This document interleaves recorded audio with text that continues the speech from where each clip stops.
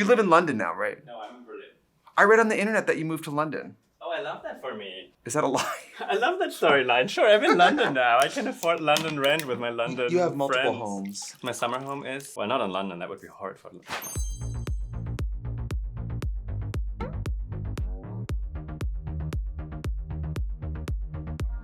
You guys, we have Hungry on the channel. I mean, I'm just like, put your earmuffs on. Hungry is one of the most prolific makeup artists of our lifetime with such an original point of view, and I just can't believe you reached out and you're here on the channel, and we're so privileged to have you.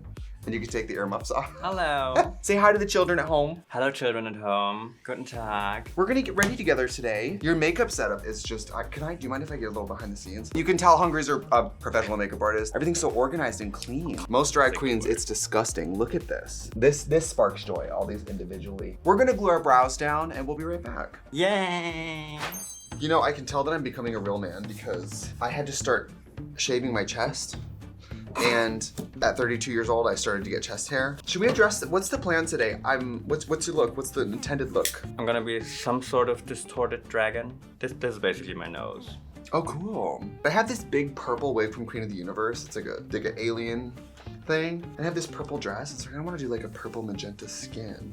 How daring. It's literally my exact Trixie makeup in a color, and I struggle with it every time. So while you do actual architecture of your face, watch me struggle with the foundation of cosmetics. I don't know what I'm gonna use though. I mean, Hank and Henry sent me this, and I'm just afraid it's not gonna be full coverage enough. Or I have this white TV paint stick that I could mix with pigment, which I know works the best, but I'm very lazy. Oh, I'm gonna mix colors as well. Oh, okay, I think we just have to do that then. Oh, I'm struggling. So I'm gonna take some of these Wet n Wild Fantasy Makers palette, and I'm gonna shave some of this pink in there.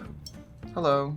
So Hungry, did you start doing drag or like you created this character and then became a makeup artist accidentally, or was it the other way around? Yes. I never wanted to do makeup. I never wanted to do like it as a career. So it really happened just like by accident. Yeah, I did drag as like a hobby thing. I did drag as, you know, some sort of creative outlet, but I didn't see it as my main creative outlet. And then at some point, I just realized, okay, there is more to drag than I'm actually seeing right now, or that I saw when I began doing drag or dabbling in drag. And then I saw different approaches to drag, and I was like, okay, actually, this is like an open space for me to use and to kind of lead to wherever I wanted to go. So I then kind of started, okay, cool, now I can use it as my personal creative journey in some sorts, and just use that as a direction for my creativity to go into. It's pretty amazing. I mean, you know, one of my favorite drag queens, Violet Chachki, I was like, how did you start doing drag? And she said, I went to the drag shows and I just did not think they were giving. And I felt like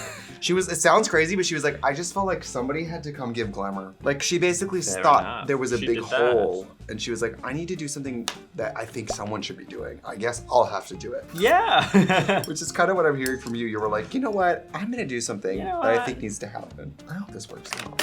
I don't know, I go into every makeup like, well, I hope this works out. And if it doesn't, there's cameras rolling and we're all gonna see it. So what do they do? You know what I mean? They're at home watching free content. I think this would be a good time to throw up some pictures of Hungry, like so people know. I mean, it's almost a biological study. Like you look like such a living being, even though it's so four-dimensionally different from the human face. That's nice. Don't you think? I think so, yeah. Organic, like you look like you grew that way, not you're painted up a certain way. I like to think that way, yeah. I kind of explain it in a way that I'm kind of just a humanoid creature that just had to adapt to a different surrounding, a different planet, a different, I don't know, dimension. So it still like has the kind of human aspects tethering it down, but it kind of can go different ways. So in your work, I see a lot of like animal, flowers. Where do you pull from? Well, it really differs from face to face. I mean, the flowers I definitely explored more since Björk pointed out that one phase that she really liked. And she liked for me to kind of adapt to the character of the album she was creating. And so it just was more present in my mind to be like, okay, florals, you know, flowers, easy enough to do, kind of shapes, all of these things. And then that kind of in mixture with the eye illusions became really bug-like over time. And so I think it's just such an immediate inspiration whenever I look at like South American moths or bacteria. It's kind of like the really just fascinating textural and structural elements of any living organism that isn't human, because we're just naked monkeys, and I found that so incredibly boring. Yeah, I mean, your look and the way you work the camera too with your eyes and the way you hit like straight on, it almost gives invasive species, like very beautiful invasive species, like I'm coming to take over the planet and you're gonna love it. Oh, God. It's very, because it's very like, I don't know, I get like a sensuality from it. Like there's still parts of it that seem open. I mean, flowers especially are already so sexual, right? It's like you're looking at someone with a vagina for a face sometimes. I sometimes get really sexual vibes from what you do, and I wonder if it's intentional. It depends. Sometimes yes, most of the times probably not. I'm just effortlessly sexy. Everything I do is sexy. Just, you know, the trick is just being incredibly gorgeous and then kind of adding on to that. That's why I would never do good in like a makeup competition style show, because every makeup I do, they'd be like, do this. And then because I'm so beautiful, every makeup I would do on myself, they'd be like, we told you not to do sexy this week. And I'm like, I'm sorry. Isn't life just so hard if you're so gorgeous? This foundation is really not giving. Is it not working? I'm going like through from struggles. We're just gonna push through. I have learned with I don't know how you feel when you're trying like a thing out of the ordinary. You can't panic. You can't panic. You never know what's gonna happen. You have to keep going. Yes, I've especially learned that on stream. Like when I do a phase, when I'm trying out a phase or a concept, and I feel like, oh, this might not be going the right way, I'm just gonna power through, because I'm not gonna like end stream and stop engaging. I can't believe you do makeup live. Do you know Deer? Yes, I'm hoping to meet you when I'm in San Francisco. Great makeup artist.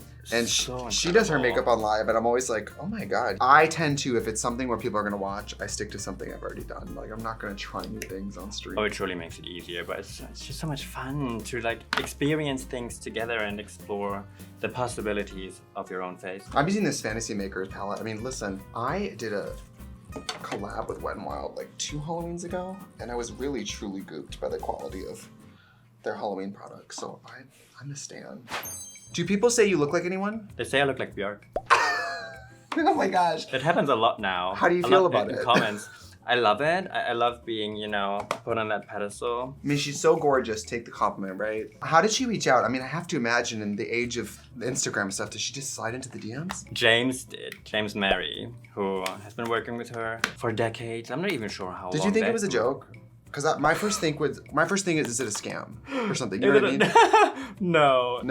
My ego was big enough to be like, nah, this must be right. It's me. She wants me. It's me. So she had a concept for her record, and she wanted to kind of base the visuals of a character around kind of your style. Well, I feel like for each of her albums, there is like a character she is creating, and she has in mind throughout the whole process of creating the album. For Utopia, she had this kind of like island dweller species in her mind that hasn't been discovered yet, and is very organic. But like James reached out and said, hey, the direction of this makeup is really inspiring for this. So would you even consider doing that on someone else? Was kind of the approach of the message. And I was like, yeah, sure, absolutely. And I'm someone who, I don't want to get my hopes up about anything. So, right. So I wasn't excited about it in that sense of like when people tell you, oh my God, I got the call and I cried, and I was just like threw myself off the balcony because I was so happy.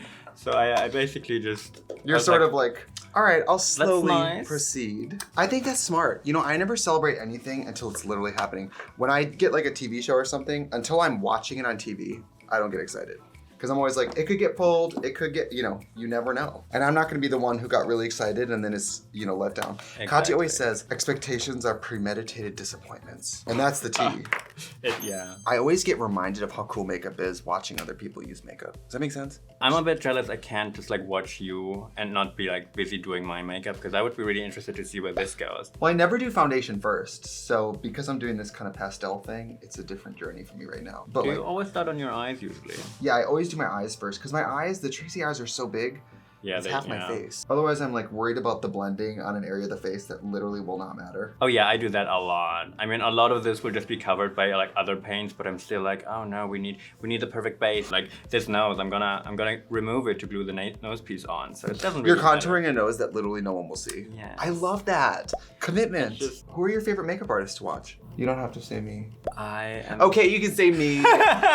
It always has been Bjrk, because even like before I started I knew of his work, and I was like, oh, this is fantastic. This is very different, and I was really intrigued. But it was like makeup wasn't even anything I like considered at that point. And then I met him, and he's incredibly sweet, and it's just like it just keeps going. You know? Yeah, we did a circuit party together. Me, Kim, Shay, all the Chicago girls did a circuit party with him so long ago, and I had never seen someone like that up close. And he had one of those big discs that totally covered his mouth, and I remember being like, you're at the club all night with your mouth covered? I'd never seen someone do a look that really sacrificed mobility, like completely. Oh yeah. I was like, damn, I guess nobody's chatting with you tonight at the club. It's a great way to be antisocial. You know, I'm very passionate about clean brushes. Actually, it's so calming. It makes me feel like my whole life is together. Anything's possible when your brushes are clean. Yeah. Your mom's dead? Clean your brushes. I mean, after every use, I basically do that. So people started thinking it was a euphemism, because I was like, oh, I'm gonna go home and clean my brushes. Oh, they thought you were like, that means jerking off or something? Absolutely. I'm gonna go suck for money. I'm gonna go clean my brushes. I think this is working. I really don't know. Let's just continue. You know what? I knew that if I could get this foundation half okay, I'm gonna cake all the parts of my face that are pink with blush. So I know that it's gonna be fine. And then I don't know, we kind of have some shitty brands here, just like some random, nobody knows. Yikes. Like total. Amy's here today. That's a light shade. Say hi, Amy. There she is, contributing. She was the driver today. Have you ever had an Uber driver who just won't leave? I love that. Thank you. Do you know what it gives me? The sign for the tube in London. That like half red circle. Do you know what I'm talking about? Yes. Yeah. I'm gonna start shading here with my Summer of Love palette. You can see mine is... Oh my god, who is that by? That just is this incredible. really cool elite brand. I read an interview with you where you were talking about the Berlin drag scene, or you were talking about the Berlin nightclub scene being so dominated by techno music, house music, and a lot of masculine energy. Do you still kind of feel that way? I do. I mean, I don't really go out anymore, but like the general, you know, Berlin party scene definitely is like this aggressively normcore. Also, people are really creative in finding ways to dress normcore black, but creatively. Like that is also very interesting to see. But just like when I started going out and when I just wanted to really like dress up and be camp and eccentric, it was kind of, people didn't appreciate it. Let's put it that way. Or if they appreciated it, they felt like they were a bit too cool to admit that they appreciated it. Like that was like me starting out, going out in Berlin, being like, there's a few parties where I can really dress up. And then like the main kind of techno druggy nights were just a bit bland and a bit strict about being so different. Well, there's a lot of events. I mean, if we're talking about most gay culture or like the most like whatever, this cruise or this party, what we're really talking about is like rich, white, mask presenting men on vacation. I mean, that's really what we're talking about. And it's funny that like as an artist, if you become successful enough as an artist, you get booked out to perform for usually the most normal gay people, which is fine. It is fine. I like that they get to see what else is out there. You know, the small artsy weird shows don't have the attendance to support big names of weird performers. So you actually a lot of times lose touch with the weirdest performances because you're not there seeing them. You know, when I was working in Chicago, seeing people like staple things in themselves or like, you know, then I was like, oh wow, people are wackos. But then it's like, you're booked for a white party. And it's just like, you know, white gays. And you're like, okay.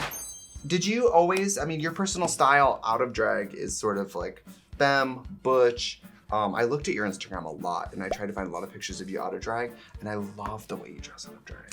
Thank you. So cool. How did you develop your personal style out of drag? I think as it started, my creative independence started, or basically like when I left home. Well, even at home, like I started kind of like in a eccentric punk phase when I was around 14, 15, 16 going on. And then when I came to Berlin, it kind of got campier and it got more creative and eccentric. What's this? What you got here?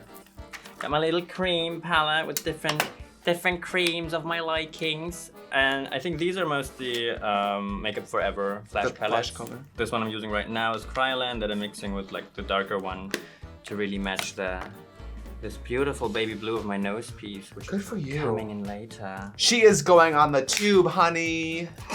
It is giving Dragon of the Tube. Yes, Dragon of the Tube. Everybody from London right now who's watching this is like, now that I've said it, that's all you can see. So back home in Bavaria, it was all about like finding the campiest punk clothes, and I had like the two-toned legs and the zippers everywhere, and I put bells on everything, and I was just like, okay, this is like campy, but then the true punks would really hate me for being that glam. Because they were like, it's not that presentational. Yeah, we don't they're care. like, this isn't punk. And then when I went to Berlin, it was still about like, you know, kind of craving attention and like looking for it everywhere. Once I kind of figured out, okay, drag is where I want to channel my creativity into, I kind of kept that for like the good looks and would then kind of focus it on that. But because prior to that, my personal style has always been like crazy and weird, it was impossible to just kind of go to normcore because I didn't have anything for once. Like last week was the first time I bought like, how do you call them? Track pants. It's like sweatpants? Yeah, just like sweatpants. Last week was the first time I bought sweatpants for this trip because I was like, I just want to be on the plane and I want to be comfortable. And I went to the store, bought them, and I was like, this is really comfortable. What is this? What is this life? I mean, I didn't just wear them. I like layered them and layered something nice on top of it. You're like, don't get it twisted. It was like still extremely chic and it made you all look very sad. Yes. And you know what? If it doesn't make other people sad, why are we doing it? Presenting very like elevated drag, it does make you out of drag more interested in doing less, I think. Like, yeah. When I've never looked worse than when I'm in drag all the time because I'm just like sweatpants. I barely showered. Just let me live. You know what I mean? Nobody's perfect. Nobody's perfect.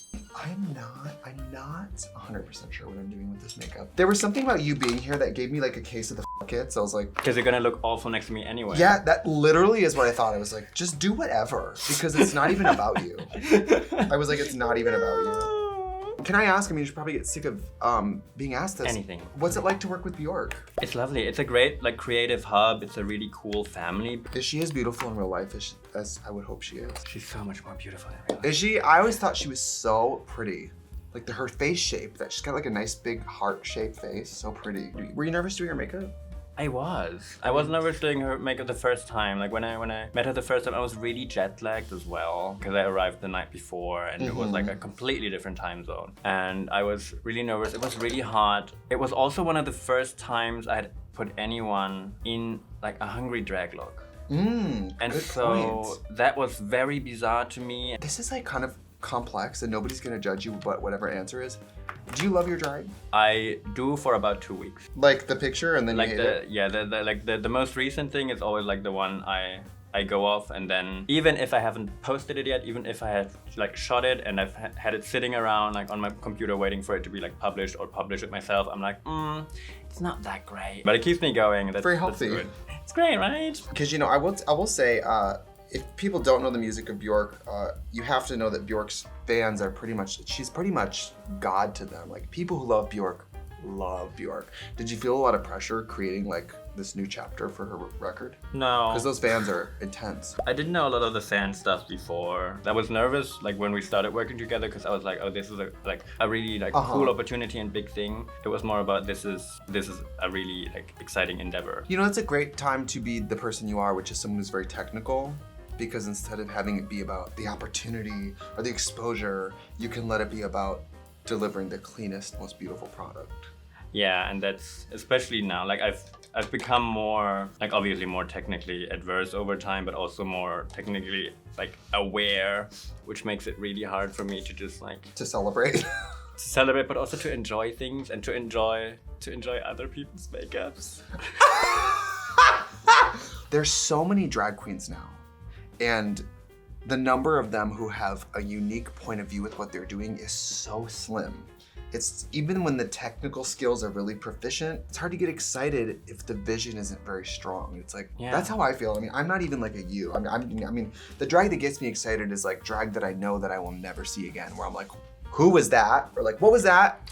Like that Wendy Williams clip of her going, what was that? Yeah, what's that? That's me at a drag show when someone comes. I mean, I almost care more about concept than technical skills at a certain point. I'm like, somebody who really, they have an idea for what they're doing, but maybe not the skills yet. That's exciting. Those are my words, not yours. You don't have to feel shady. I'm shady. And you're not a drag queen if you don't hate everyone's drag. That's just part of it.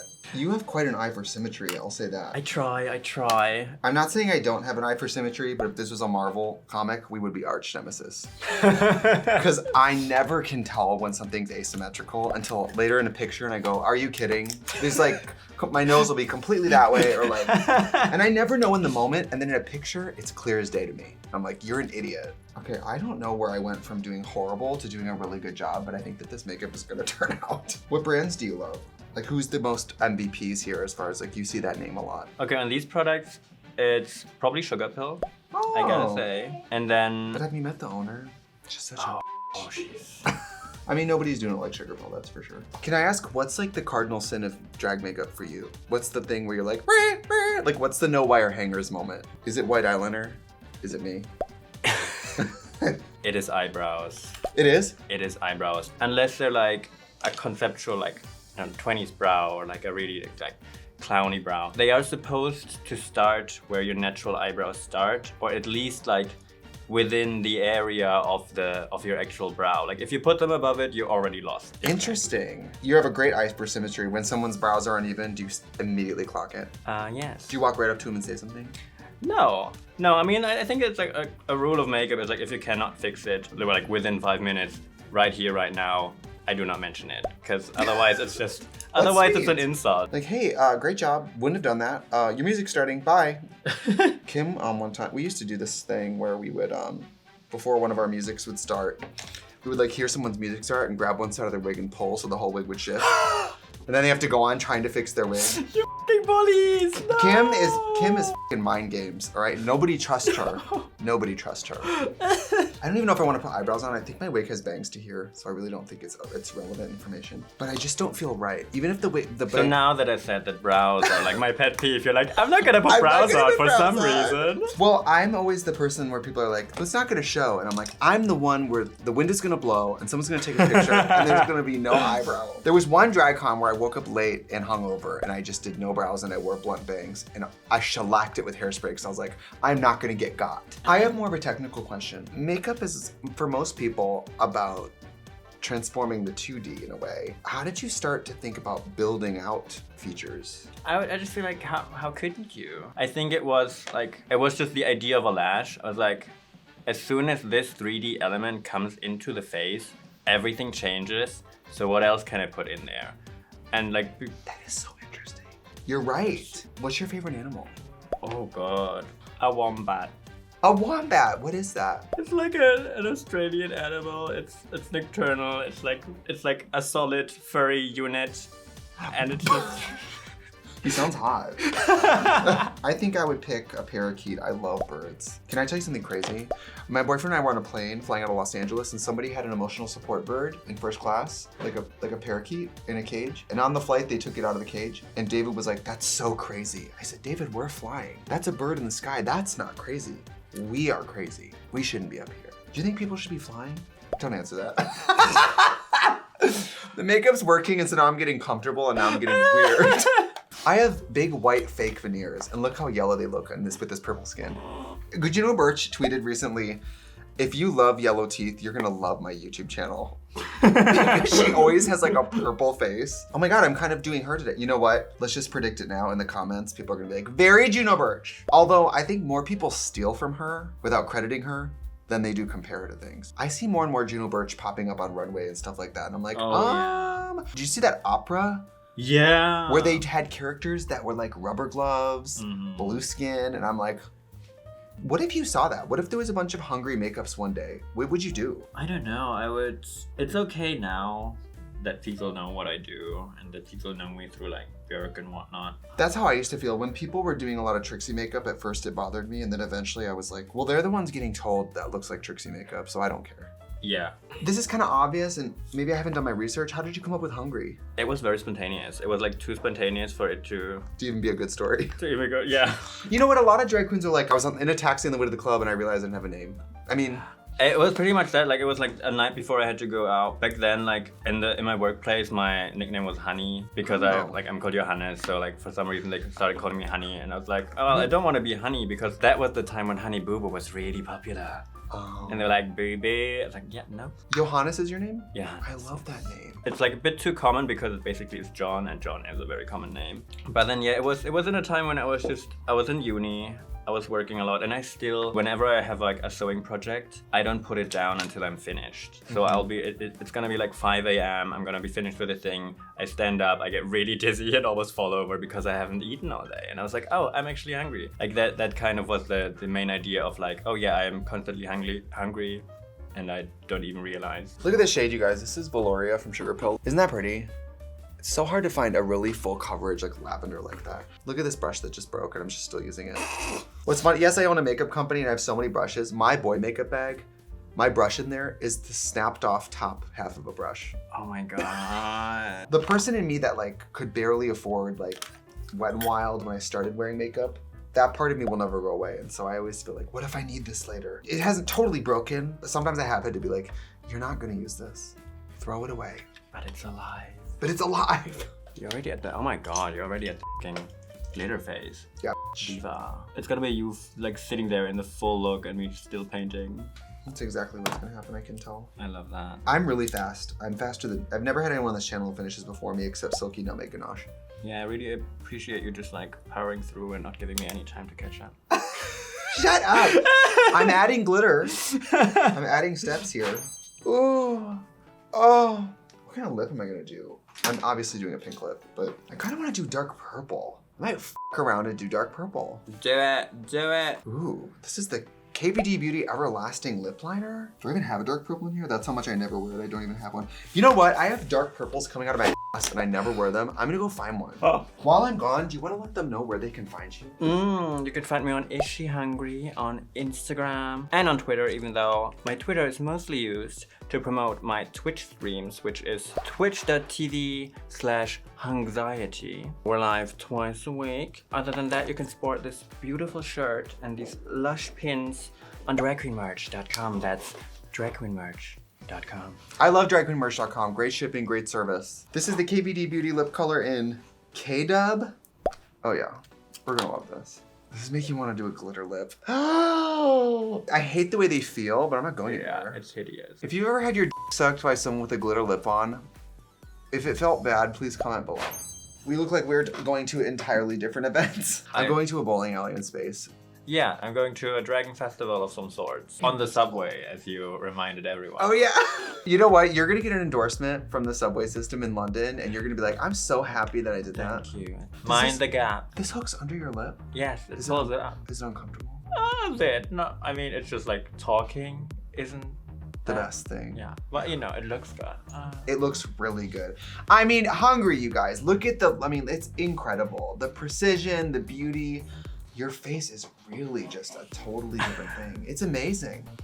The kind of permanent weird smile is so weird. It's so, can you turn your head that way? Oh, that is so f***ing cool. Look at I love how I fully went the other way. Wow, I love this hair too.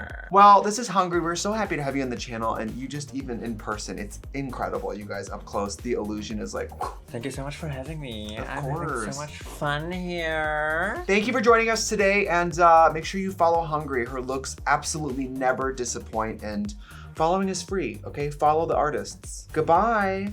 Goodbye. Mwah.